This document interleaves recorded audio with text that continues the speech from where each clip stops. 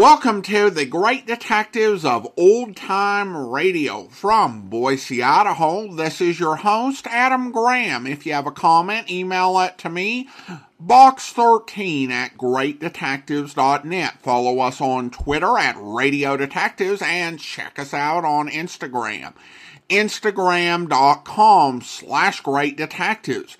If you're enjoying the podcast, please follow us using your favorite podcast software. Our listener support and appreciation campaign continues. You can become one of our Patreon supporters for as little as $2 per month by going to patreon.greatdetectives.net. Well, it is time for something that I've been talking about for months, if not years, and that is we're going to be doing a fresh Johnny Dollar serial omnibus. A few months ago, we finished up the Yours Truly Johnny Dollar serials.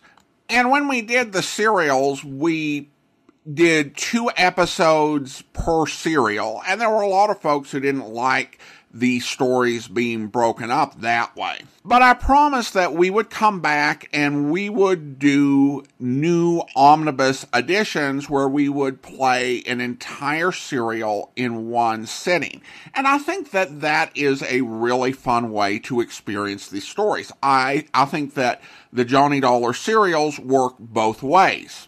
It can be fun to get through them in multiple parts, but it can also be great to have just a really nice feature-length adventure. So this is the complete story edited down into a single podcast from the original 5-day-a-week serial. So here, from November 7th to November 11th, 1955, is the Lorko Diamonds matter.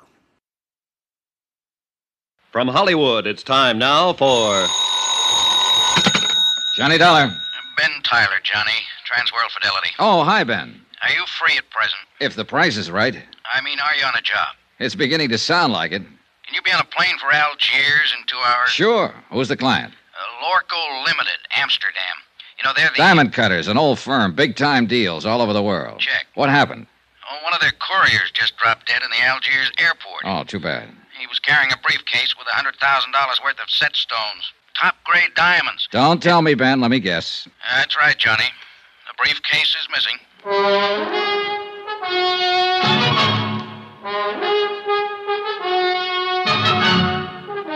Tonight and every weekday night, Bob Bailey in the transcribed adventures of the man with the action-packed expense account, America's fabulous freelance insurance investigator. Yours truly, Johnny Dollar.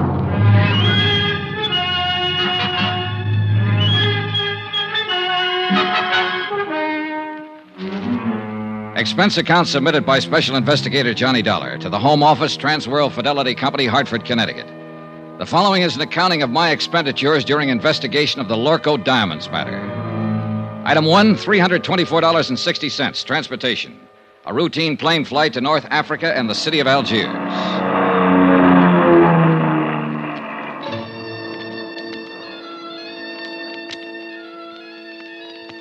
It was an easy trip, and I felt relaxed and comfortable. A feeling that was rudely terminated about 10 seconds after I got off the plane. You are Monsieur Dollar, are you not?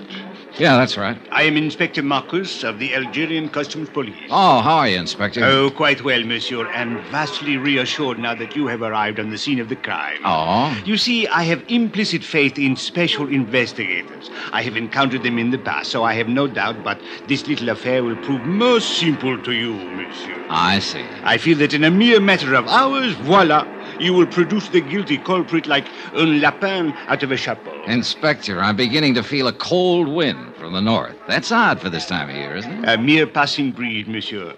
I shall now assume my official attitude. And that is? Extreme courtesy, complete cooperation, and the devoted service of my meager talents. On orders, you understand, from my superiors in Paris. And now, monsieur, if you will accompany me to my office. Delighted to. After you, Alphonse. My name is Pierre. Oh, sorry. Just a whimsy. Oh, yes, I know. I have heard the joke. Both jokes. Uh-huh. This way, monsieur. A man from the Lorko diamond firm is waiting for us, a special representative, so he informs me. And so, since you yourself are a special investigator, I could perceive a certain advantage in letting him give you the facts, as I believe you say it in the States. Tie our tails together, sit back, and watch the fur fly, is that it? Well, he is a trifle excitable, but your metaphor, however, escapes me. Oh, I doubt that, Inspector Marcus. In fact, I doubt if much of anything escapes you. You are too kind. Except, of course, $100,000 worth I of spoke diamonds. too hastily. Vanished, disappeared, right under your nose. But there were extenuating circumstances. Oh, I'll bet there were. Tell me something confidentially. Did your superiors in Paris really blow their tops? Monsieur Dollar, if I may borrow one of your more colorful expressions, they said I had probably goofed.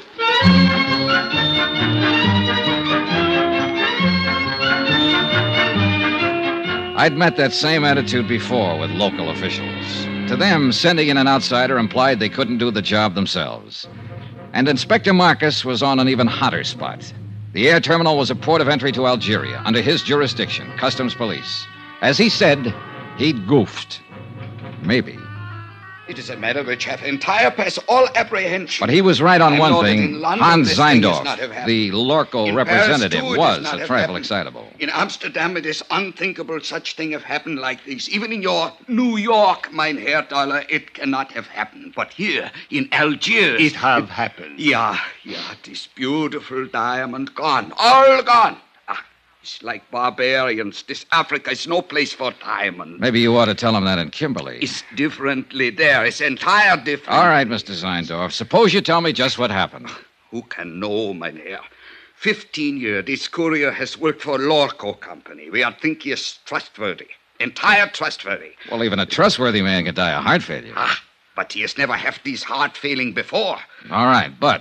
Perhaps it would be better if I were to, with your permission, of course, Monsieur Zeindorf. Yeah, you tell. I am not talk this English much good. Precisely. These are the facts, Monsieur Dollar. The Lorko courier, a man named Paul Gruber, arrived on the plane from Amsterdam yesterday morning. Yeah. Did you know he was arriving? I did not know, but the point is a very clever one. So, a short while before landing, Monsieur Gruber was taken suddenly ill. A doctor met the plane, and the stricken man was removed by stretcher and taken to the emergency clinic. In 20 minutes, monsieur, he was dead. Diagnosis, heart failure. Mais c'est la vie. Was there an autopsy, Inspector? Another excellent point, Monsieur Dollar. Thank you. Do not mention it. An autopsy is being performed this afternoon. Good. So the courier died. And then the briefcase? It was delivered along with his other personal effects unopened to the customs property agent here at the airport. And his name, the property agent? André Jourdain. He was very busy at the moment, left the briefcase lying on his desk, intending at the first opportunity to register and place it in the vault. But the opportunity didn't come, is that it? Precisely. Only a few minutes later, I heard a gunshot. Monsieur, he was lying on the floor in a pool of blood. He had been struck on the head. The briefcase was gone. All gone. This beautiful diamond gone entire. Yeah. When did you find out what was in the briefcase, Inspector? Almost 2 hours later. I radioed the Lorko firm in Amsterdam, informing them of the death of their employee. They replied immediately and stated that the briefcase contained $100,000 worth of diamond set pieces. Works of art. Beautiful. One brooch, one necklace, 2 bracelets. Precisely. Yes. The jury was being flown here on approval for examination by a prospective buyer. Name of the buyer? The Countess Maria de Tolia. What do you know about her? Monsieur Dollar, if you had seen her, you would not ask. She is exquisite, lovely, chic, charming, spirited, full of the joie de vivre. And no doubt loaded with potatoes. With a woman like that, who would ever inquire? I would. Since it looks as though she might be the only person in Algiers who knew that $100,000 worth of jewelry was coming in on that plane. May we. But she could not have known that the courier was going to drop dead in the airport. A good point, Inspector. Merci, monsieur. What about that property agent, André Jourdain? Any chance of talking to him? But of course, if he is yet able to talk. Then I guess I'll... Talkings is not enough, mein Relax, Herr. Mr. Zeindorf. You're covered by insurance. Insurances is money. It's not my diamonds. Oh, well, if you don't want the money, you can always waive your claim. Mein Herr Dollar, Are you think that I am crazily, that I am entire crazily? I talked to the plane crew who'd come in on the flight with the dying courier. I talked to Inspector Marcus's men, who'd been with him when he found the property agent lying on the floor of his office. I didn't expect much, and I got just that. But it didn't matter. I figured I may have had my man spotted already. The same old story. An ambitious and underpaid government agent opening a briefcase to register its contents and seeing the diamonds there for the taking. Hiding them quickly, then a fake slugging and firing a gun at a non-existent thief. Yeah, an old story. Expense account item 2, $3.40. Transportation into town and taxi fare to the Hospital of Our Lady of Sorrows. Inspector Marcus had phoned ahead to authorize my visit. One of the sisters led me down the corridor to the door of Andre Jardin's room. She motioned silently and then turned away. I stepped inside and closed the door. Here the report. Monsieur? You're Andre Jardin? Mais oui, but yes.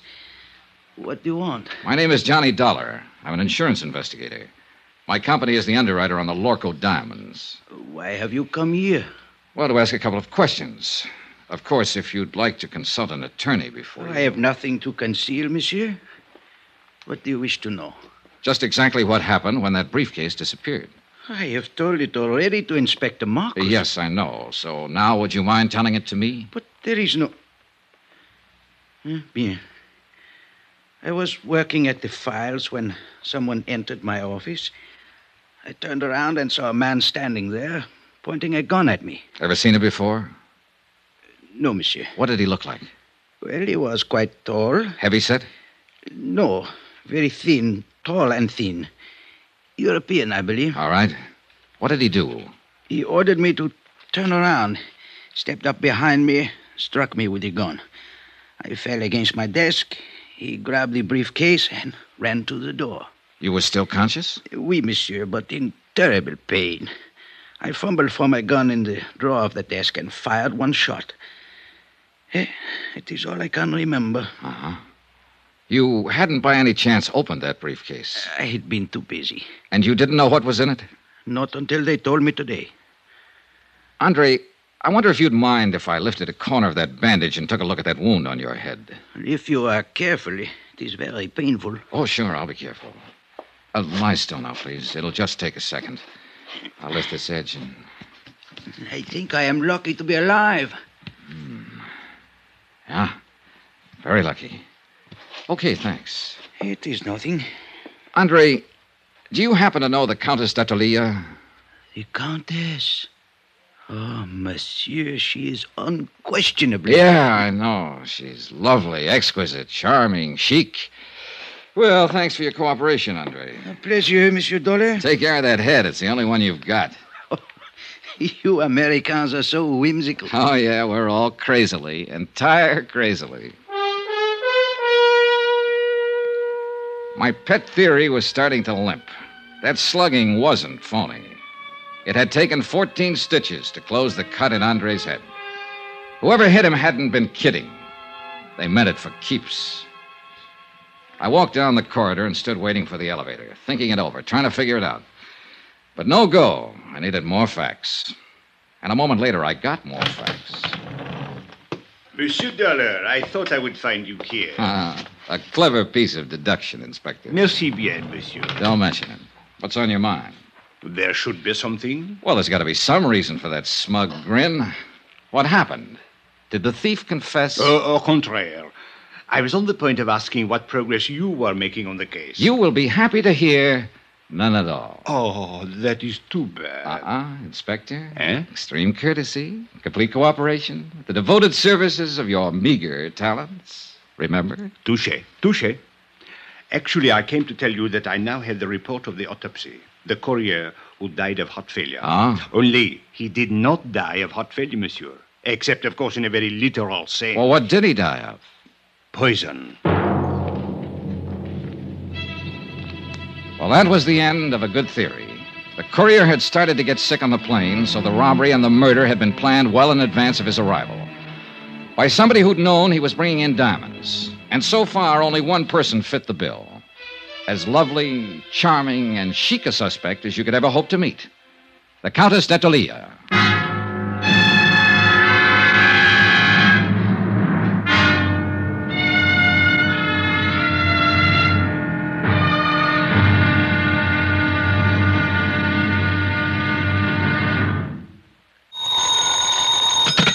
Johnny Dollar. This is the Countess d'Atolia. Oh, yes. My maid tells me that you were trying to reach me by telephone. That's right, Countess. I want to talk to you. Where are you now? At my residence, of course. Did you think I might come running immediately to your hotel, Mr. Dollar? Not after hearing your description. I'm seldom that lucky. What is it exactly that you wish to talk about? $100,000 worth of diamonds and a dead man.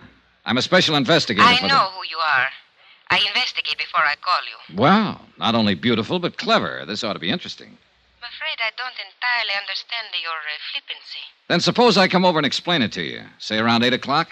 I'll make a definite effort to be here. You know something, Countess? I think it's about time somebody built a small fire right under that lovely little complacency of yours. I'll be there at 8 with matches. From Special Investigator Johnny Dollar, location Algiers, North Africa, to the Home Office, Transworld Fidelity Company, Hartford, Connecticut. Assignment, the Lorko Diamonds matter. Expense account continued. Item 4, $6.80, dinner and appetizers. I'm never any good trying to spar with a lovely female suspect on an empty stomach. I was finishing up on black Algerian coffee and white Algerian brandy when a slightly green-eyed Algerian police inspector sauntered up to my table. Mon Dieu, Monsieur Dollar, you special investigators really do live well. In the lap of luxury. Pull up a chair, Inspector. Join me in a sarsaparilla? It is on your expense account? Be my guest. Merci, monsieur. Bon, my favorite brand. Help yourself. Merci. Anything new? Nothing at all. A complete impasse. À votre santé. Mm-hmm. What about the man who sat next to that courier on the plane? Find out anything about him? I'm still working on it, which is to say, of course, my men are working on it. You police inspectors really do live well. I have to do my own legwork. But the glory, Monsieur Dollar. To come into a mysterious affair which has all the local police baffled, and to solve it immediately in one brilliant feat of deduction, to leave everyone gasping with admiration, to make one's exit to the sound of great applause. Not so fast, Inspector. I'm still back there with that brilliant feat of deduction. You have not yet found the solution? Just on the verge. Then I will drink to your success. With your brandy, of course, and with your permission. Go ahead, drink up a storm. But I'm afraid I'll have to leave you pretty soon, but you can still go ahead. No, monsieur. I suggest you change your plans. You will learn nothing which has any bearing on this matter. Which plan do you mean? That of questioning the Countess d'Atolia. Now, who found that out? Well, as a matter of fact, she phoned me and inquired about you. Oh, so that's how she investigated me. Went straight to headquarters. Mais oui. Remarkable woman. Talented, beautiful. Et cetera, and so on. And along with it, it's 9 to 1. She's in it right up to her pretty neck. No. She's really not the type.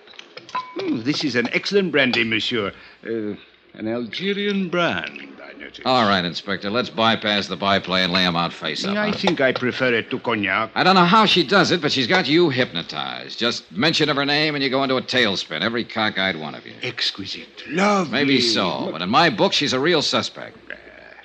Elucidate, monsieur. Well, it's simple enough.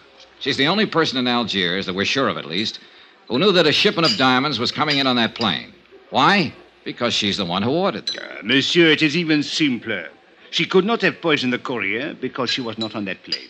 She could not have stolen the briefcase from the customs property agent because it was done by a man. So, where is your case? An accomplice, a man, with the Countess calling the shots for him.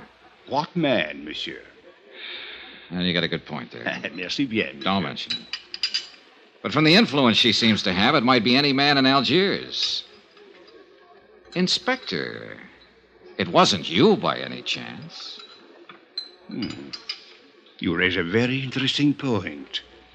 Now, suppose the Countess should ask me to kill someone for her. I wonder what I would do.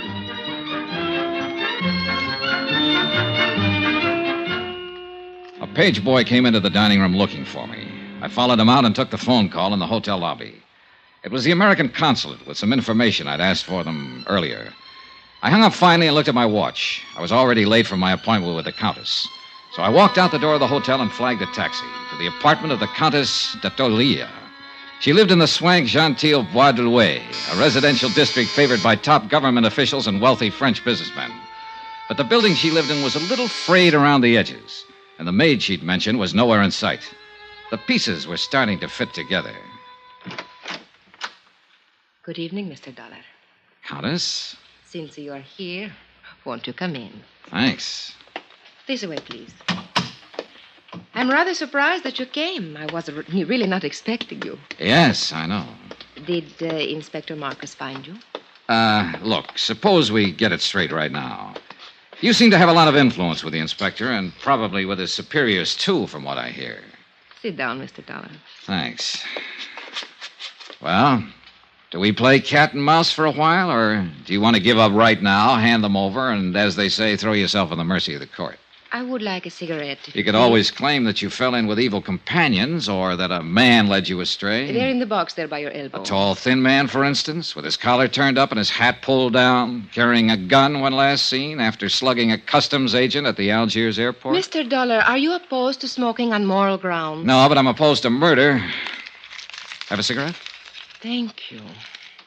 Light? Is there any other way of smoking, then?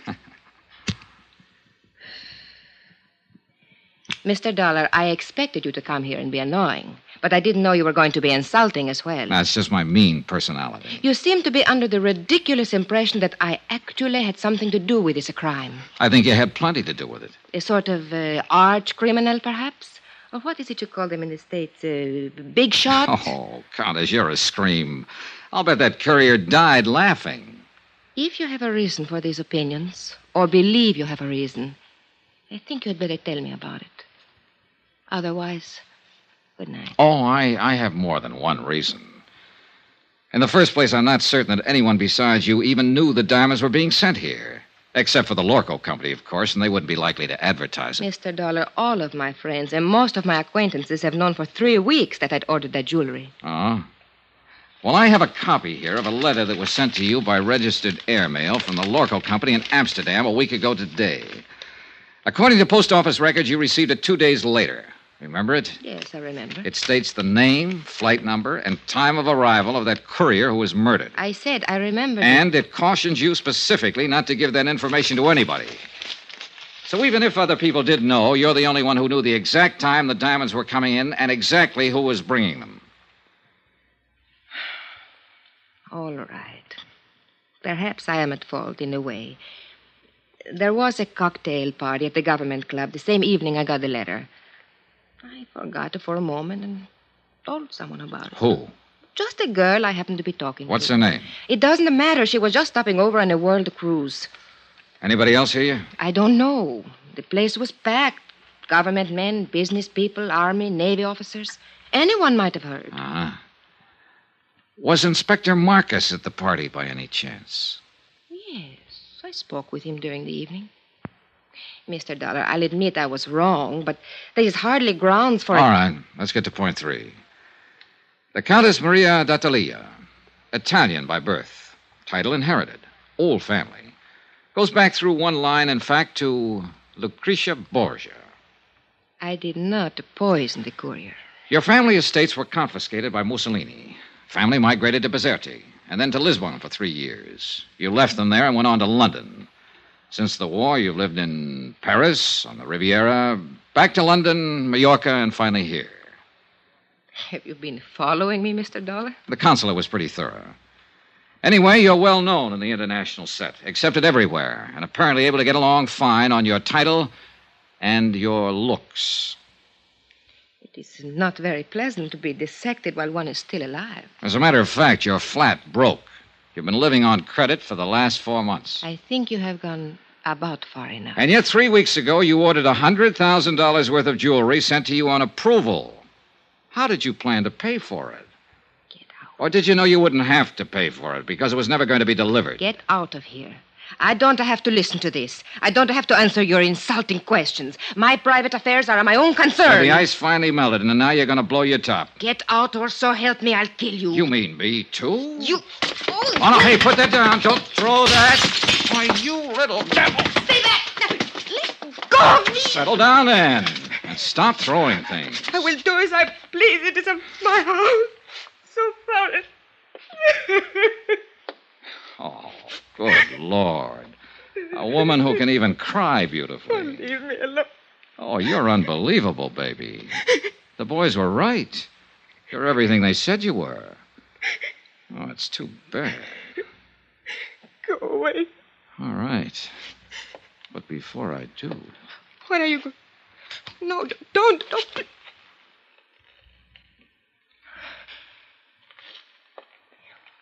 Why did you kiss me? Oh, it beats me. Just call it a sudden impulse. Then you have changed your mind? You don't really think I'm guilty? Oh, honey, I still think you're in this up to your ears. And I'll still bring you to trial if I can. And I still want to kiss you. You figure it out. Why figure, Johnny? I liked it, too. Oh, you ought to be locked up. If for no other reason, just to protect the guys who... What is it, Johnny? What are you going... That cigarette in the ashtray. Put it out fast. Get the windows open, all of them. Where's your kitchen? Back through the hall. Johnny, what are you going to do? Stay alive, if I can. It was gas fumes, one of the bottled gases they use for cooking in the higher-priced apartment districts. The concentration had been building up and finally seeped into the drawing room. If we'd lit another match, we'd have been blown to bits. The kitchen was dark, but I didn't dare snap a light switch. One spark would do it. So I held my breath and followed the sound and finally found the range. Every burner valve was wide open. I could vaguely make out a glass-pane door opening onto a terrace. I grabbed a breath of air and moved toward another door that looked as though it might open into a hall. It didn't. It opened into a closet, and on the closet floor there was a body.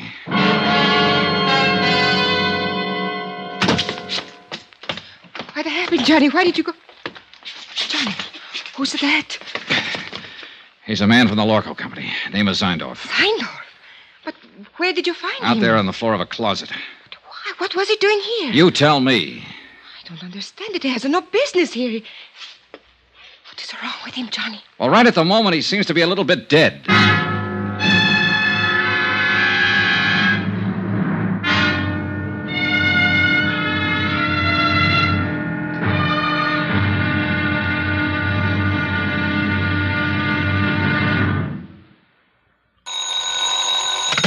Johnny Dollar. Hello? Who is it? Hello? Hello? Johnny, who is it? I don't know, Countess. Maybe they weren't expecting a man to answer, or at least not me. I would not know about that. What about this guy who was lying unconscious in your closet? Would you know anything about that? No, Johnny. I didn't think you would. I'll give him another shot of those smelling salts. I think he's coming, too. Good. Maybe he'll know about some of these things. Yes, he will. Some of them. And of course he will tell you. I was hoping it would not be brought out. I did not want you to know. Murder is usually brought out sooner or later. Not murder, Johnny. It is not that simple.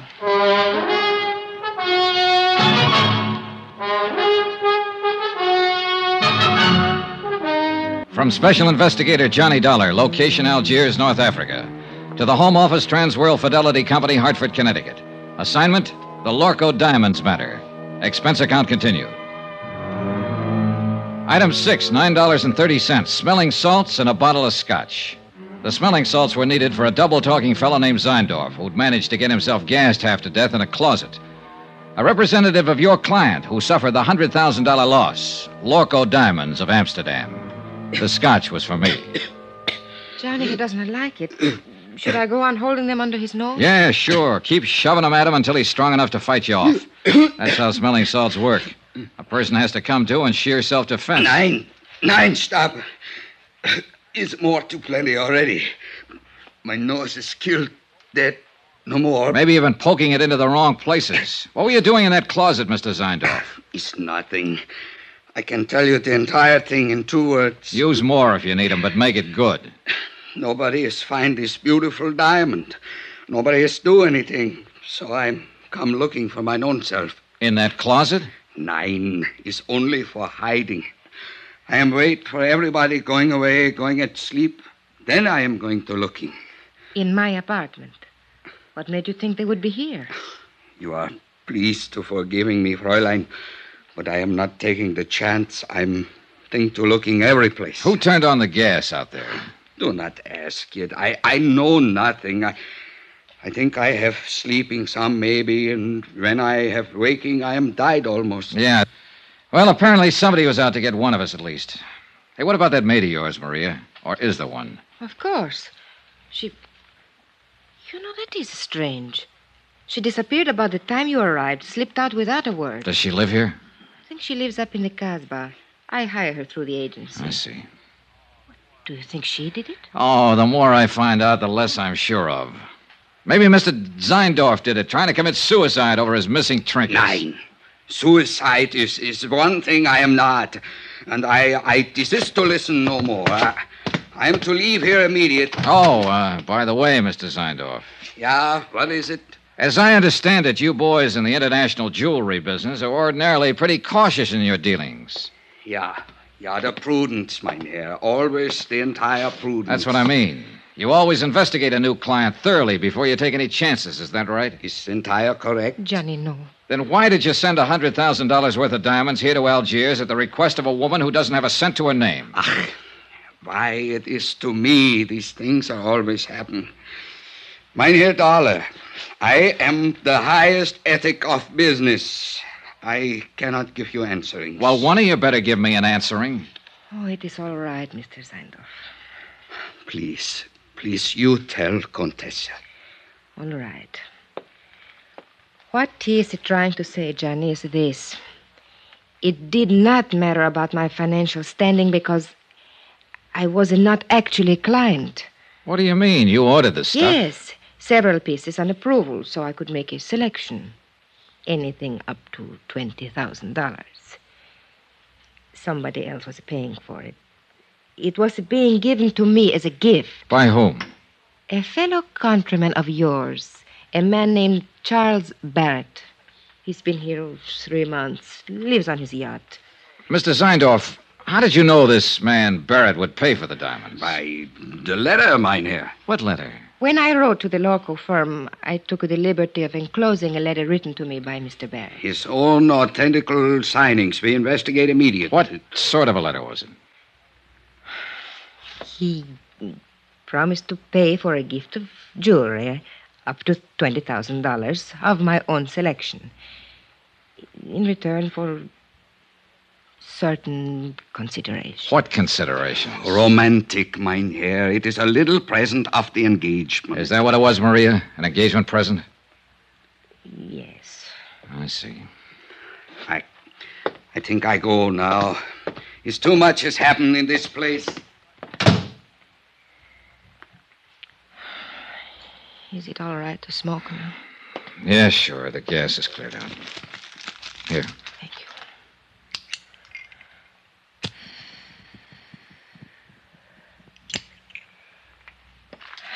I wish you hadn't kissed me, Johnny. I thought you said you liked it. I did.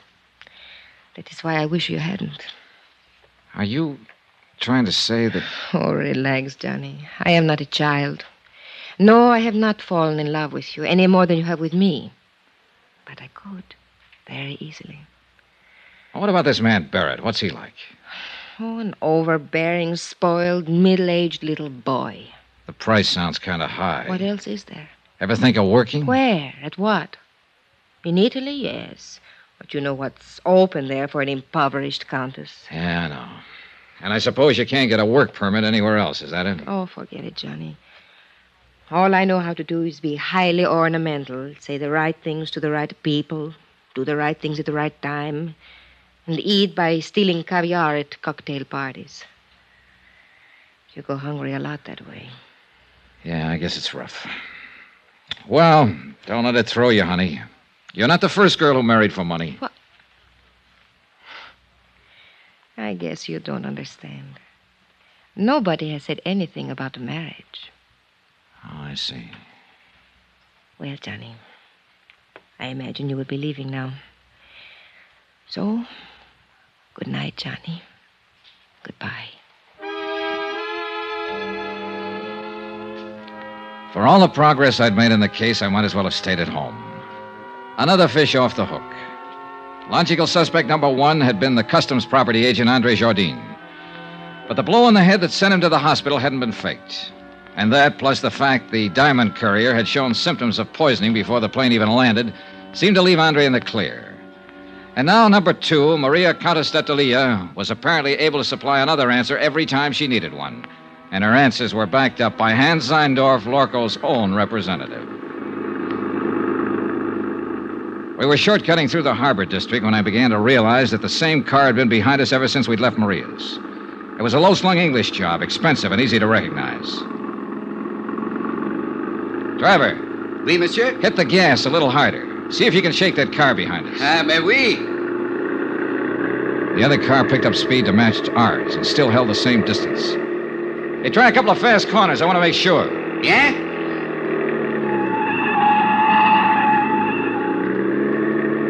The next place where the street narrows down. Stop fast. Swing crosswise. Block off the road. I want to stop that guy and have a talk with him. Hey, you understand what I mean? Mais oui, monsieur. Just like in the movies. Yeah, well, something like that. Hey, there's a place coming up. Let's have a go at it. You do not worry. I will do it good. Yeah, I only hope we've seen the same movies. Now, monsieur. I was out of the cab fast and running back down the street. The other driver had jammed on his brakes and finally skidded to a stop against the curb. I reached for the handle, jerked the door open, and the man inside came out swinging. A big man, a little on the beefy side, but plenty tough. I didn't know him, never seen him before. He fought silently and fought hard, but he was a sucker for a left. I knelt down on the pavement and started to go through his pockets. I hadn't even noticed the other car pull up. Nom de chien, Monsieur Dollar. Huh? Do you merely plan to rob him, or do you also intend to cook him and eat him? Oh, you really get around, Inspector. A policeman must socialize, monsieur. It broadens the outlook. Come, we walk. My chauffeur will take care of reviving your victim. Do you happen to know the victim? Mais oui. He's Monsieur Charles K. Barrett of Chicago. Maria's ex-boyfriend.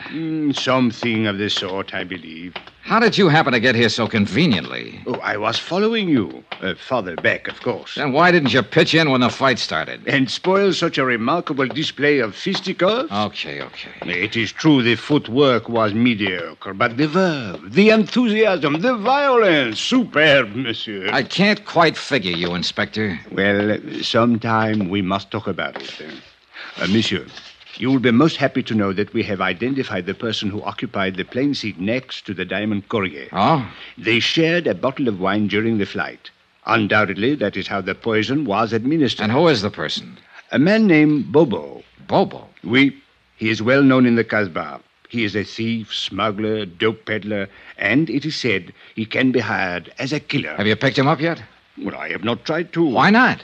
Why not? Monsieur, in the Casbah, at the sight of a uniform, everyone vanishes, zzzt, like rabbits in their holes. The Casbah, huh? Another thing.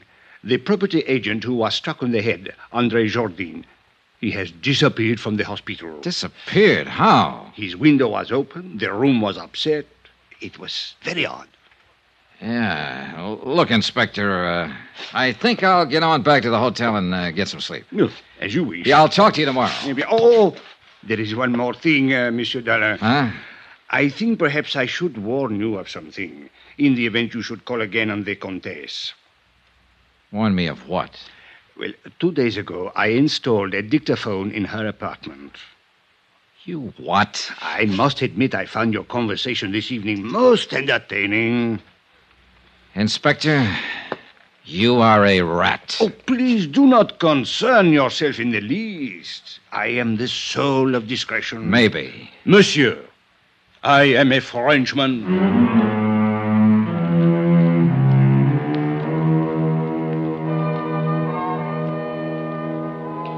Twice tonight, the Casbah had been mentioned.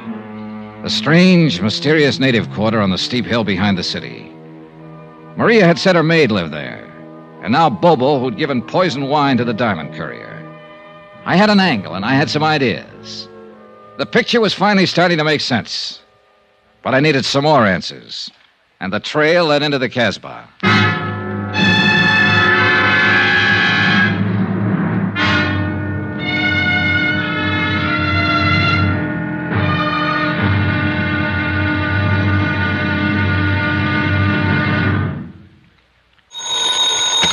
Johnny Dollar. This is Abdul. Abdul? You don't know me. So? I have the little business. Well, I'm so happy for you. Hope it's doing well. Not bad. Okay, You what? don't know me, but you're looking for me. Now look, Joe, Abdul. It is a business to get jobs for people, for servants. Oh, the employment agent. Ah. Have you got the address of that girl who worked for the Countess d'Attolia? Oh, sure. You're very lucky. She's very pretty. You've got the wrong idea, Abdul. I just want to talk to her. Sure. Where does she live? For $20, I will remember. I'll give you 10. No, she's worth more. Look, knock it off. I gotta find her and talk to her fast while I'm still alive. And while she is.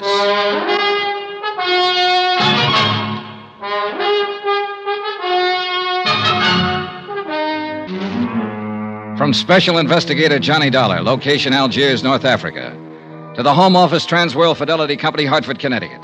Assignment, the Lorko Diamonds matter. $100,000 worth missing. Expense account continued. Item 9, $15 even. Gratuity, tip, gift, bonus. Why kid about it? It was a bribe. To a man named Abdul for the address of a girl named Chada. An address up in the native quarter, the Casbah. But the idea wasn't romance, no matter what Abdul thought. 4 hours earlier, in the Countess d'Attolia's apartment, somebody had turned on the gas and tried to kill one or both of us. It was 9 to 1 that the somebody was Chada the servant. I wanted to ask her why. I'd put my coat on and was just on the point of leaving my hotel. I slipped a gun into my side pocket and moved over to the door. Yeah, who is it? Charlie Barrett. The guy you beat the daylights out of a couple hours ago, you know what I mean? No hard feelings, Dal. I just want to talk it over. All right, Barrett. What's on your mind? You object if I come inside? It's kind of personal, you know what I mean? Probably. All right, come on in. Much obliged. Hey, I didn't know who you were, but when we got in that little fracas, that cop told me about it afterward. Man, you really got a wallop on you. You make a fella know he's had it, you know what I mean? Is that why you're here, a postmortem on the fight? No. That's done and over. You whipped me, fair and square, as far as I'm concerned. Hey, Barrett, if you've got anything to say, let's have it fast. I'm in a hurry to get out of here. Oh, well, I sure don't want to take up no more of your time than necessary. I know how it is. Of course, I'm on vacation now, but back in Chicago, I'm in the meat business. Look, Barrett, would you please... At least in a way I am. I'm in byproducts, actually. You know what they say? Use everything but the squeal. Well, I'm the fella that cans a squeal, you get it? No, brother. What I come here for was maybe to get it straightened out about that dame. Do you mean the Countess d'Attolia? Countess. Them titles are a dime a dozen. I can buy them, sell them like sausages. Well, what about her? Now, look, neighbor, I was figuring to come here and put it to you man to man. You know what I mean? I know what I'm beginning to think you mean. I figure when you seen my position, you'd want to do the square thing. Like anybody on the right side of the fence would. You with me, neighbor? You better drop that neighbor business. I've moved. Well, Dollar, the thing stacks up like this. Now, I already had my claim staked there before you even got in town. I got a lot of money invested in that dame. Barrett, so help me. I've been taking her around places, you know, feeding her, buying her, one thing and another. Why, I was even going to kick through for a 20-grand chunk of ice for her. Well, she and I had that fight last week. You what? That dame's got highfalutin ideas. What fight? What are you talking about? Well, I just put it to her, cold turkey. I told her she had to quit Jenny flipping around with all those other fellas. Or I just wasn't going to have nothing more to do with her. Well, that made her mad, you understand? She lit into me. Man, you ought to hear that dame talk when she's mad. You'd think hey, that look, she... when was this fight? Was it before the diamonds were sent here? Well, sure. Sure, I said if that's the way she was going to act, she could forget about them diamonds. Well, I ain't seen her since or talked to her, but I just can't seem to get her off my mind. Now, look, Dolly, you was in her apartment there for 2 hours and 40 minutes tonight, and I don't like it. It bothers me. Strictly business, Barrett. And I gotta get going. Now, wait a minute, Dollar. Just wait a minute. We still got something to settle here. Like I told you, I got money. Barrett, get out. You better hold your horses. I don't know if you know the name, C.K. Barrett, if that means anything to you. But I got influence back there in them United States. So it's the hard way, huh? Look, you just work for that company of yours. You're nothing but an employee. And if you think you can talk to me like you can to some of these foreigners, then here, now. Still a sucker for a left. Hello, room service. This is Johnny Dollar. Some drunk just wandered in here and passed out. Would you send up a couple of boys to drag it out in the hall?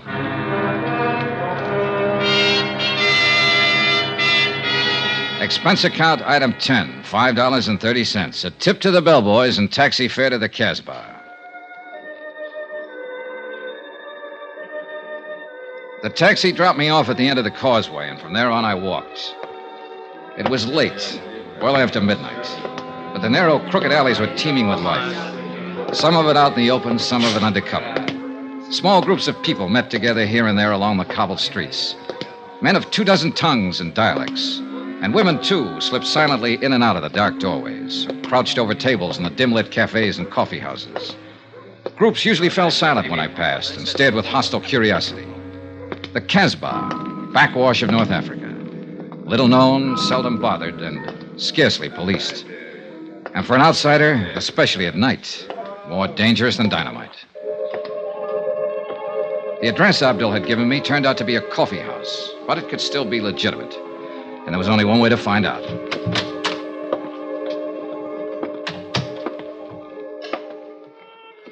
What do you want? I want to see Chata. What for? Private reasons. Chata's not here. Where can I find her? Take a seat. Table in the corner. Maybe she come. I took the seat, ordered coffee, and waited. A wrinkled old Arab squatted on a rug in the middle of the room and played strange, weird melodies. Gradually, the other patrons went back to their conversations, ignoring me completely. In fact, pointedly. 20 minutes passed. The girl didn't show. You will, of course, not object, monsieur, if I take the liberty of joining you? No, sit down. Merci. So, you wish to see Chata? Yeah, that's right. Do you know her? Oui, I know her very well. Know where to find her? But naturally, monsieur. I always know where to find her. She's my woman. Oh, so you're the man they call Bobo. Oui, monsieur. The man who poisoned the diamond courier. Oh, monsieur, it is true that I gave him some wine. A little, not much. But I think perhaps it was a bad vintage. Yes, most unfortunate. It was for him. Well, perhaps it was for the best. Life is so uncertain. But I do not wish to think of such unpleasantness. Instead, let us talk about diamonds. Let's talk about killing, or attempted killing. Is Chata the one who turned on the gas in the Countess's apartment? Well, it is possible that she did that. On whose orders? It was nothing personal, monsieur. I didn't even know that you were going to be there. I see. Then you really meant to... Diamonds, monsieur.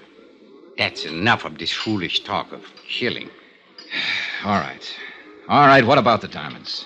You were sent here by the company that has insured them. Is that not correct? Yeah, that's right. And this company would like very much to recover these diamonds? That's why I'm here. C'est bien. Now, I'm told that these companies sometimes give large rewards. Agree to an arrangement of a sort? Make a deal, you mean? With no questions asked. Yes, exactly. Now, is this thing true, monsieur? Is it possible that you would... Do you have the diamonds, Bobo? Well, let us say that I'm able to direct you to their location. You could almost call that a confession. What does it matter, so long as we are in the Casbah? Oh, yeah, sure. I imagine you have been spotted all over the place. At least 30, right in this room. I am in no danger here, monsieur. Tell me something. You didn't pull off this job by yourself. Who else was in on it? I only wish to talk about the diamonds. Well, can we come to an arrangement? Bobo, I don't make deals with murderers. It is better that you do not use such words, monsieur. It's true, though, isn't it? That is not the question. It is only that I resent the insulting way in Bobo! which you... Bobo, stand down! Why you coming here? Bobo! Wait. Did you arrange for the police to come here, monsieur? I'm as surprised as you are, Bobo. Consider this matter of the deal. We will talk more at some other time, eh? The patrons rushed for the doors, and in 1 minute flat, the coffee house was empty. Even the owner was gone. I was the only one left. 3 minutes later, the inspector, with a flying squad of 20 men, came bursting in from the street. Well, Monsieur Dollar, I'm happy to find you are still alive. Why don't you get lost somewhere? For you, I think it most fortunate that we arrive in time. Oh, sure, in time to foul up the only lead I had in this case. To lose a suspect is better than to lose one's life, monsieur. Look, Inspector, I was holding a gun in my pocket, covering Bobo from the second he sat down at the table. But, monsieur, So 30 men or not, if it had come to a showdown, he couldn't have done a thing. Because he'd have been the first one to get it, and he's smart enough to have known that. But I thought Let's face it, Inspector, you've done it again. You goofed. But I was only thinking that perhaps... Mon Dieu, what is to happen next? The shooting was somewhere outside, but it hadn't been the police. All of the inspector's men were inside the coffee house. He gave them orders quickly, and they fanned out to search the area. The streets were empty now, dark and silent, not a soul in sight. We split up into pairs. I worked with Inspector Marcus for a while, then left him and searched alone along a narrow side passage. And that's where I found him. He'd been shot 3 times in the back, and he was dying. Monsieur Dollar. Yeah, Bobo.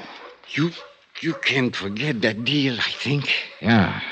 It's a little too late for deals now. Who was in on it with you, Bobo?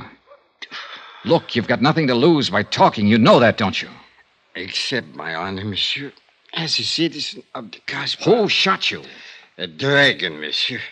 12 feet tall, with fiery eyes. All right, Bobo, all right. But just tell me this. Just one thing. Are you the man who attacked the property agent at the airport? The man who slugged Andre Jourdain? Oui, monsieur. I do it very good. No. Almost I kill him. It's too bad.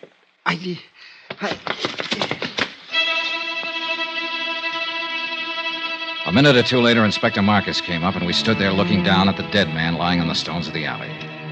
He was a short man, stockily built, with wide shoulders and a deep chest. It was the body of a man of action, of accomplishment.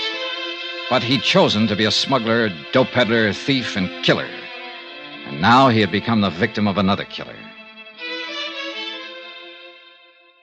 Did he say anything, monsieur? Was he able to talk? Yeah, enough. Eh? What is it you mean, monsieur?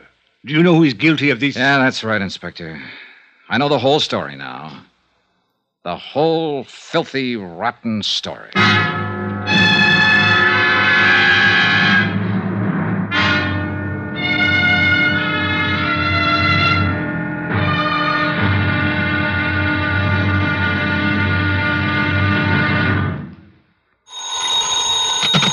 Johnny Dollar. Johnny, this is Maria. Maria? Well, isn't it kind of late at night to call? You've got to help me, Johnny. I'm being followed. Aren't you at home? No, it's a little cafe on the waterfront.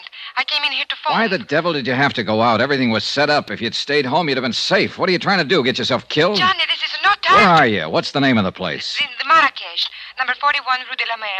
I'm afraid to go outside. No, whatever you do, don't go outside. Stay right where you are until I get there. But, Johnny... Take your choice, Maria. It's either that or wind up on a marble slab. What do you mean? You know what I mean. You know better than anybody. Now stay there.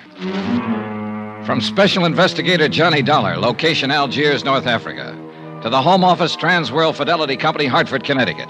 Assignment, the Lorko Diamonds matter. $100,000 in jewels stolen and a murder. Expense account continued. Item 12, $2.20, taxi fare to the waterfront of the Marrakesh Cafe. There was no time to lose and no time to get help from Inspector Marcus. A half hour earlier, he'd set a trap, and he and his men were staked out around Maria's apartment house waiting. But apparently, she'd gone to the cafe before he got there. So now the whole thing had blown wide open.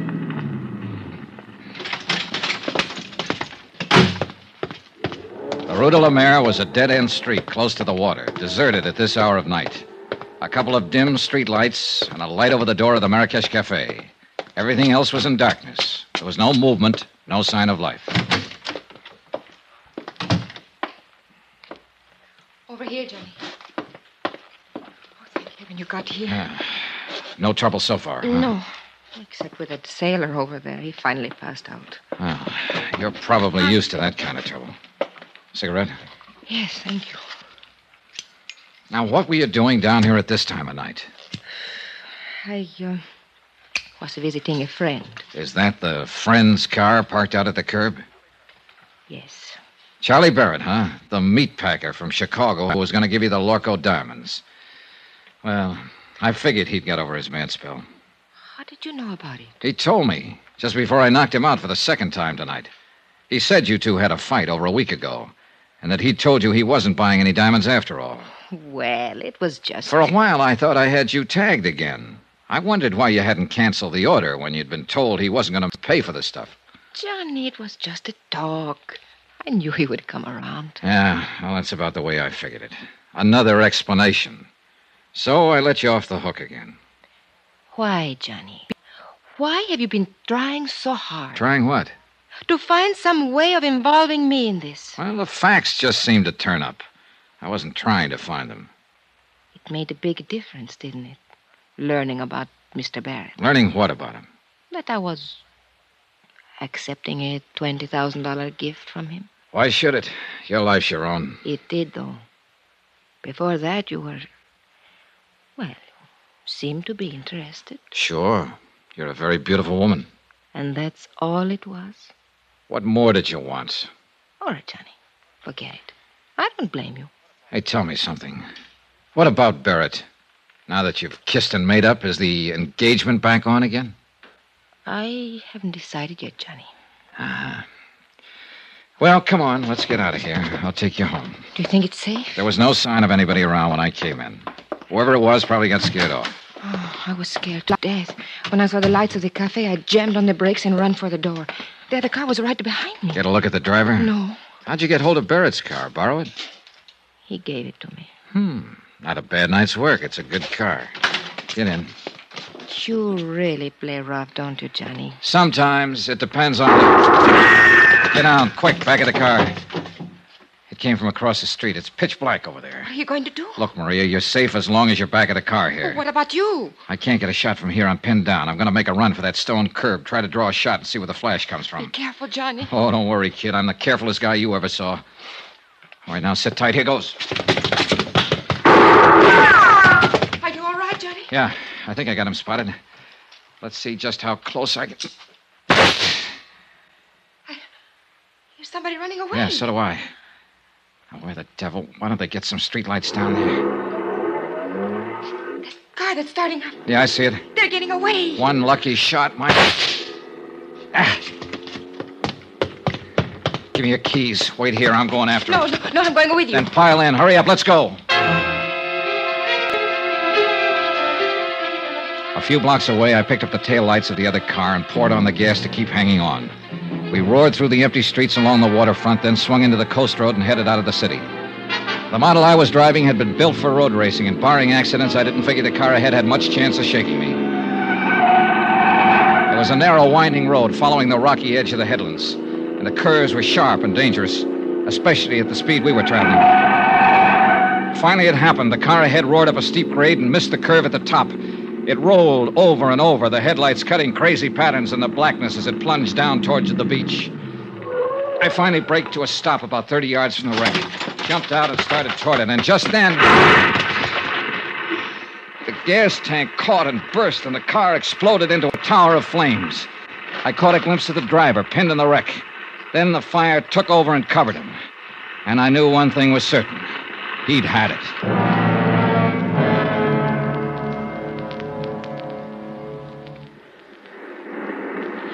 It's dying down. Yeah. The gasoline is all burned now. Oh, what a terrible way to die. What way isn't? I guess... Johnny, could I have a cigarette, please? Yeah, sure. Here you go. Thank you.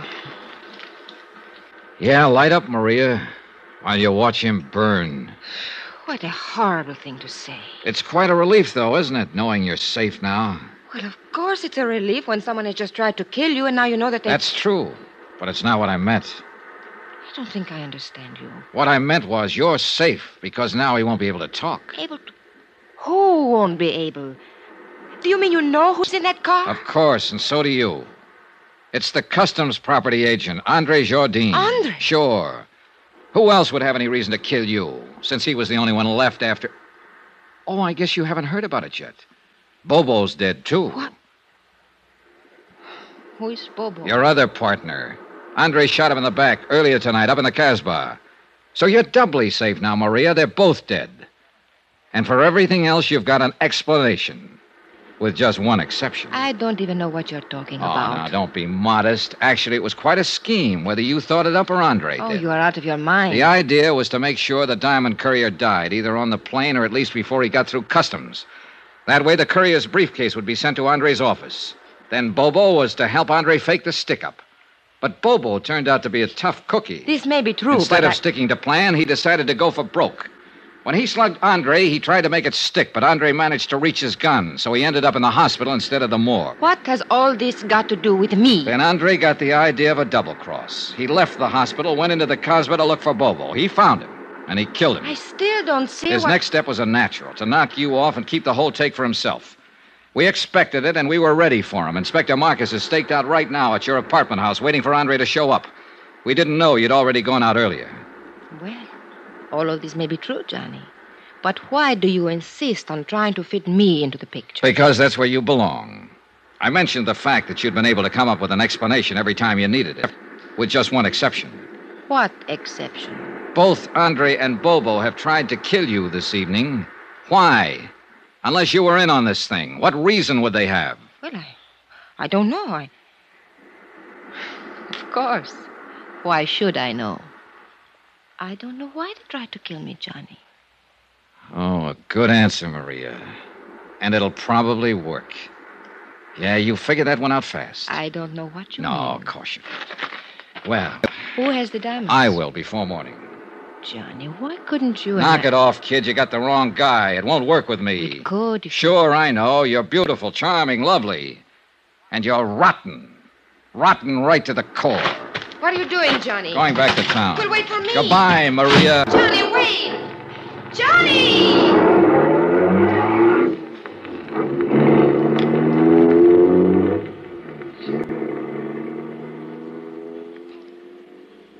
An hour later, I was out at the air terminal in the Customs Property Office watching Inspector Marcus open a vault.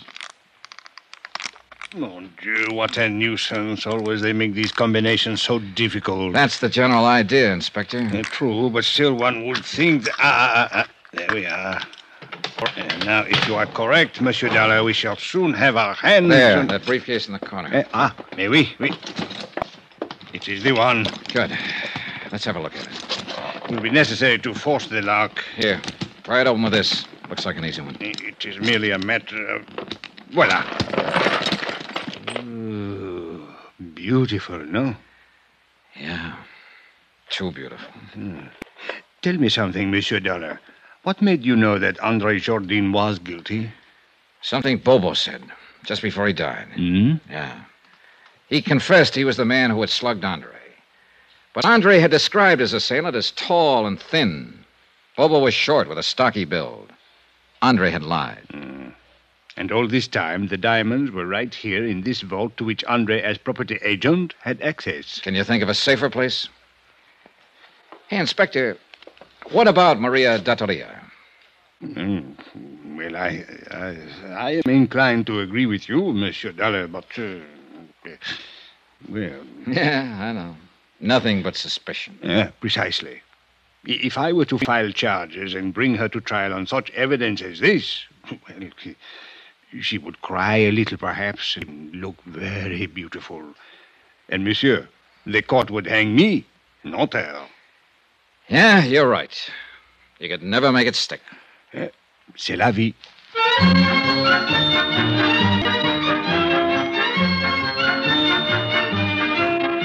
Expense account item 13, $624.80. Hotel, meals, and incidentals in Algiers and transportation back to the States. Expense account total, $1,214.60. End of expense account. End of report. Remarks? Social item. To be circulated widely. The Countess Maria Dattoria was married yesterday to C.K. Barrett, a big tycoon in the meat business. The happy couple will make their home in Chicago. All companies in that area who may be asked to underwrite insurance on the life of C.K. Barrett don't. Yours truly, Johnny Dollar.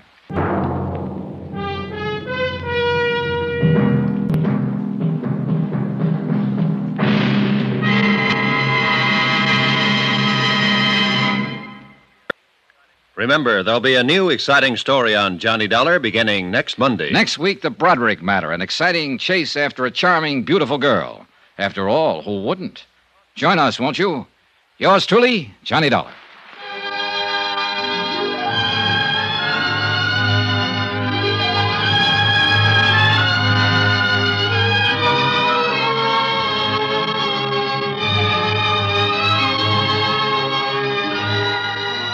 Yours truly, Johnny Dollar, starring Bob Bailey, is transcribed in Hollywood. Written by Les Crutchfield, it is produced and directed by Jack Johnstone. Heard in this week's cast were Lillian Buyeff, Jack Moyles, Victor Perrin, C.K. Barrett, Lawrence Dobkin, Forrest Lewis, and Jay Novello. Musical supervision by Amerigo Marino.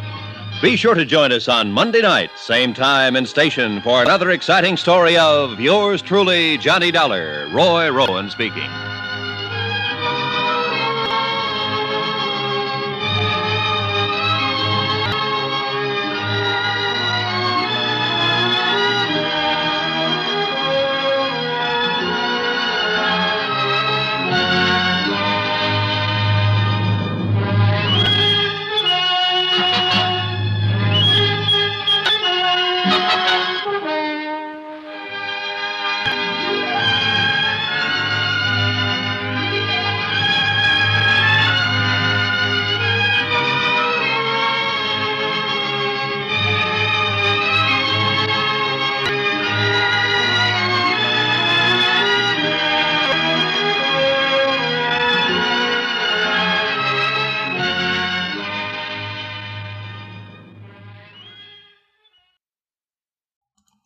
Welcome back. A really strong serial. I love how they used audio to tell a story in a very distant location that would be expensive to film, and they did a great job bringing it to life, and the whole story has a very noirish feel that suits it.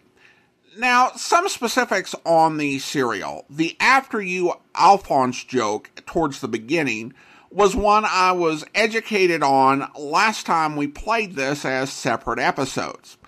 It references a comic strip that was written in the beginning of the 20th century by Frederick Bunn Opper, in which two Frenchmen, Alphonse, short and fat, and Gaston, who is ridiculously tall and lanky, meet each other, and they bow to each other. "After you, my dear Alphonse," and the response, "You first, my dear Gaston."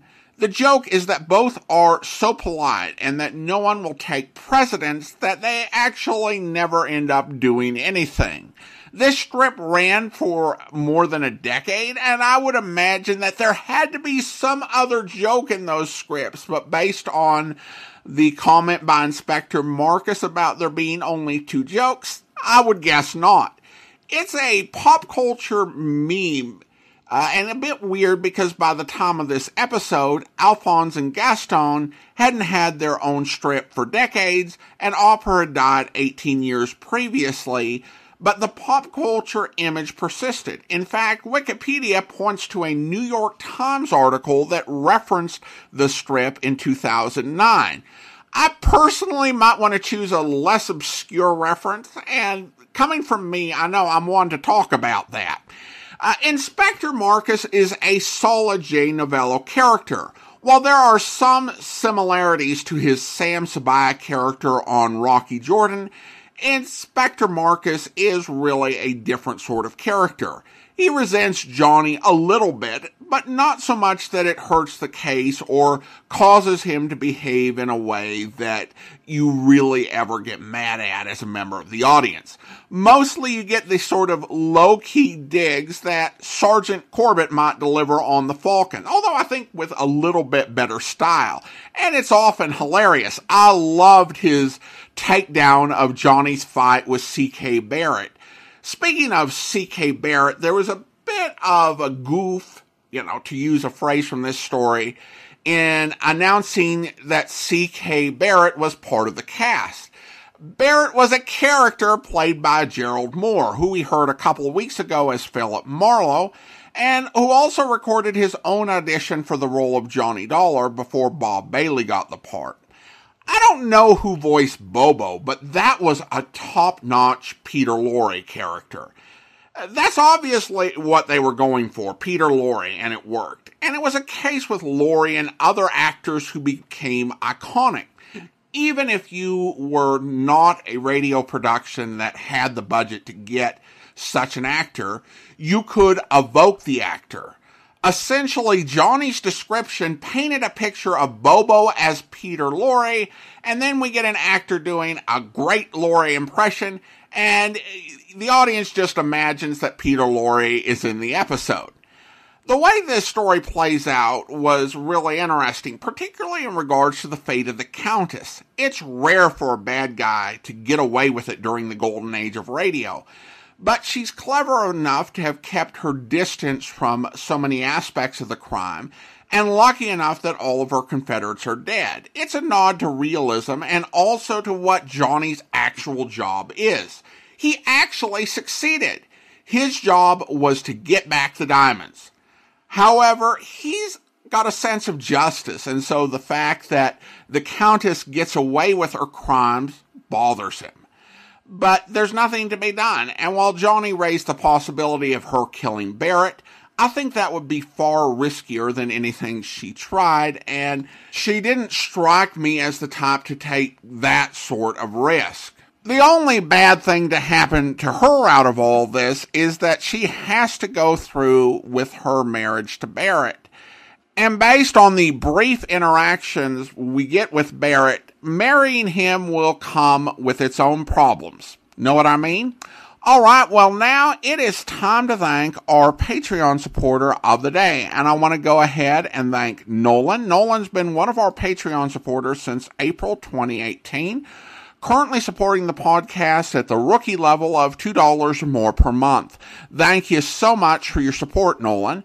And that will actually do it for today. If you're enjoying the podcast, please follow us using your favorite podcast software. While this is our last listener support special, we will be bringing you another special next Sunday, unlike any other we've done before. But I will say no more. We'll be back with something next Sunday. But join us back here tomorrow for the adventures of the Falcon, where police are looking for Hazel Walsh in connection with her husband's murder. So when a heavily veiled woman carrying a heater walks in on a private detective 12 hours later, the chances are she didn't come to consult him for pleasure. I didn't kill Frank, Mr. Waring. I was with Sergeant Corbett when we found him. He named you as his killer. I didn't do it. You had a motive. If you mean his insurance policy, No, I'm not talking about money. According to Corbett, Frank's favorite indoor sport was bouncing you around. That's not true. It would be easy enough to prove. Look, Mr. Waring, I swear I didn't kill Frank. Well, you've got nothing to hide.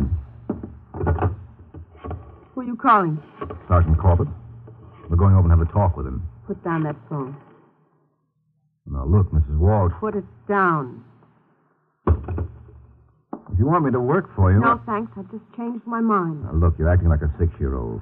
Now, I'm going to call the police. And I say you're going to do nothing of the kind. Oh. I hope you'll be with us then. In the meantime, send your comments to box13@greatdetectives.net.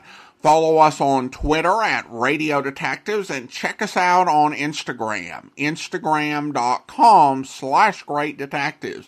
From Boise, Idaho, this is your host, Adam Graham, signing off.